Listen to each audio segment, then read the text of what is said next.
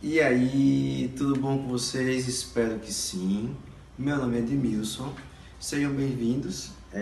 Eu vou começar a partir desse ano, melhorando cada vez mais, a falar sobre alguns aspectos, alguns parâmetros referentes à química, alguns assuntos referentes ao ensino de ciências, alguns assuntos referentes a exatas em geral, tudo focado para o Enem, para outras atividades úteis com conhecimento químico, com conhecimento das exatas, tá bom? Bom, nossa primeira microaula vai ser a primeira parte do assunto funções inorgânicas.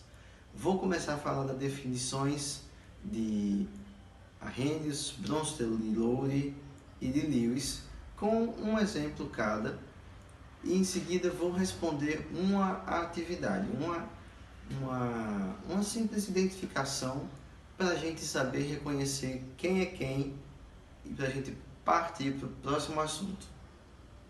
Maravilha, então, como eu falei, antes de continuar a entender mais sobre as funções inorgânicas, a gente precisa compreender esses dois conceitos, que são a eletronegatividade e a regra do octeto.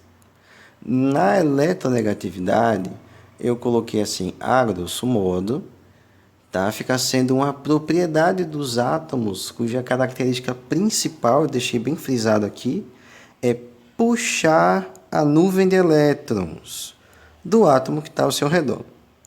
Então, você imagina que eu tenho um átomo central, esse aqui é o exemplo da água. Então, eu tenho como átomo central um átomo de oxigênio. Então, conforme a representação por esse modelo, tá?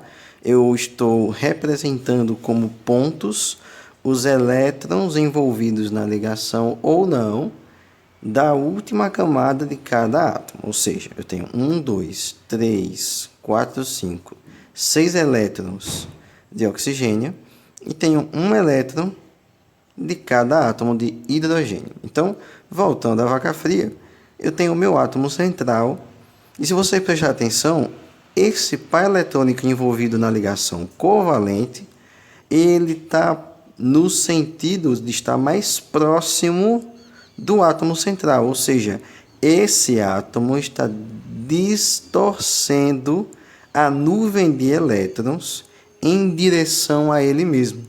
Isso dá a ele uma carga eletrostática parcial negativa, porque ele está acumulando os elétrons próximos a ele.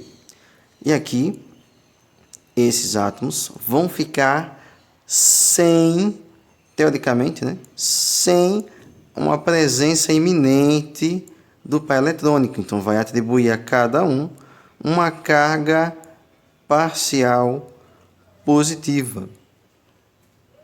Ok? Vamos para outra. A regra do octeto. Então, a grosso modo, mais uma vez, o objetivo da existência dessa regra é atribuir ao íon a sua estabilidade, ou seja, o abaixamento da sua energia para formar ligações. Então, tomando como referência sempre a configuração eletrônica de um gás nobre.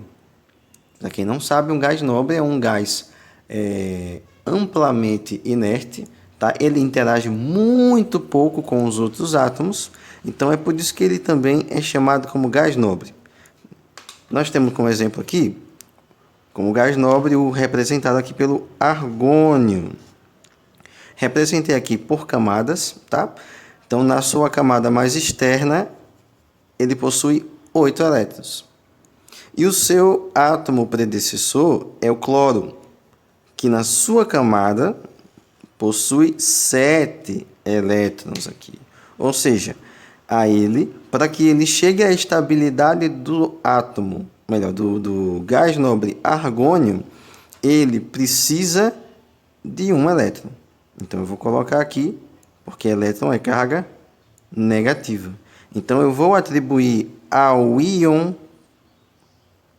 formado pelo átomo do cloro a atribuição de -1, ou seja, ele precisa de um elétron para atingir a sua estabilidade. Tá bom?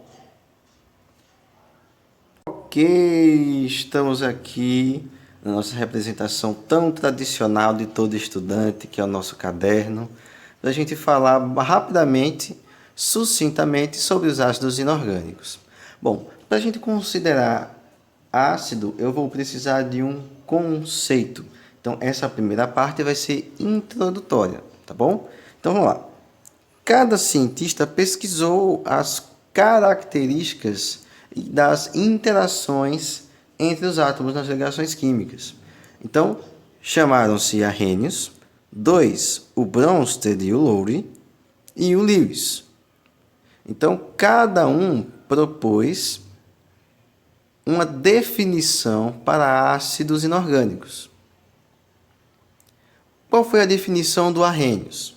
O Arrhenius, ele me fala lá na sua teoria, que é uma substância que em solução aquosa, eu vou colocar aqui a anotação de que ele está em solução aquosa. Então, em solução aquosa, ou seja, em contato com a água, ele vai aumentar, ou seja, vai produzir uma concentração elevada de quê? De íons H+ na solução. Então, veja bem, o Arrhenius fala que em solução aquosa, o ácido é qualquer substância que em contato com água libera esse íon aqui, que a gente pode chamar de íon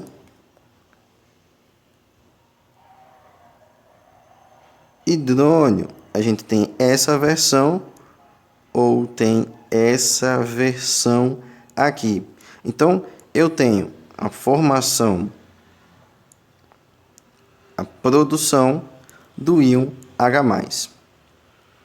Qual foi a definição de Bronsted e de Lowry?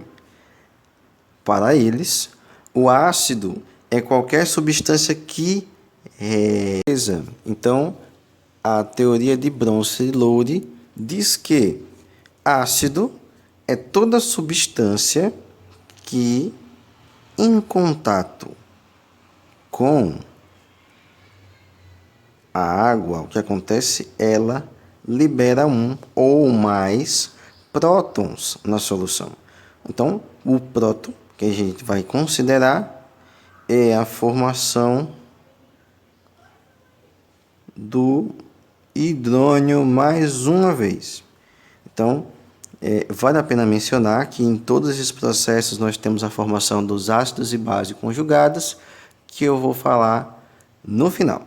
Então, vamos lá. Observando aqui, nós temos o ácido cianídrico interagindo com a água, produzindo em solução o íon hidrônio e o íon cianeto. E qual é a definição de Lewis? Lewis diz que a solução... Então, o que é que me diz a teoria de ácido de Lewis? Então, quer dizer que o ácido é aquela substância que recebe um par de elétrons de outra. Nós temos aqui um exemplo do trifluoreto de boro interagindo com um íon, um fluoreto carregado negativamente. Então, teoricamente, ele já teria atingido a regra do octeto. Por isso, para que ele estabilize essa carga negativa, ou seja, para que ele reduza esse excesso de elétrons, que ele abaixe a sua energia, ele doou um par de elétrons para o boro, que, como vocês devem já saber, o flúor é mais eletronegativo. Então, o que isso quer dizer? Ele puxou a nuvem de elétrons mais para fora do centro da ligação. Então, atribuiu a boro uma carga parcial positiva. Então, para sanar isso, a doação do fluoreto, gerando então uma substância estabilizada através da ligação dativa, antiga, antiga dativa, ou coordenada.